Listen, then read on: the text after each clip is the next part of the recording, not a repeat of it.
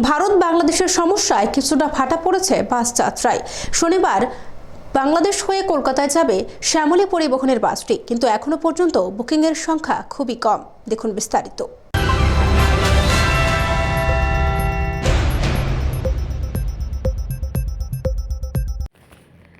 ভারত বাংলাদেশের সমস্যায় কিছুটা ভাটা পড়েছে বাস যাত্রায়। আগামী শনিবার শ্যামলী পরিবহনের বাস আগরতলা থেকে বাংলাদেশ হয়ে কলকাতা যাবে, কিন্তু বাসটিতে এখনো পর্যন্ত মাত্র 17 জন বুকিং করেছেন। আমাদের এখান থেকে সপ্তাহে আমরা 2 দিন সার্ভিস দিচ্ছি, মঙ্গলবার এবং শনিবার।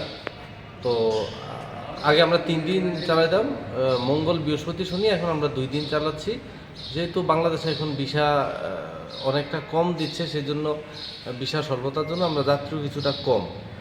তো আমাদের এখনও মোটামুটি আমরা সার্ভিস দিয়ে যাচ্ছি শ্যামলী এনার ট্রাভেলস, সপ্তাহে 2 দিন। আগামী শনিবার আমাদের এখান থেকে যাত্রী যাচ্ছে। এখন অবধি প্রায় 16 জনের মতো যাত্রী আমাদের কাছে আছে। 31 সিটার গাড়ি, হয়তো আমাদের এখানে এটা ফুলফিল হয়ে যাবে। কিছুদিনের জন্য আমাদের যাত্রী কিছুটা কম হয়েছিল, যা এখন আমরা আবার পুরোপুরিভাবে সেইভাবে যাত্রী সার্ভিস দিয়ে যাচ্ছি। এই যে বাংলাদেশ এবং ভারতের মধ্যে যে একটা সমস্যা এখন তৈরি বা চলছে, সেটার প্রভাব কি পড়ছে কিছু?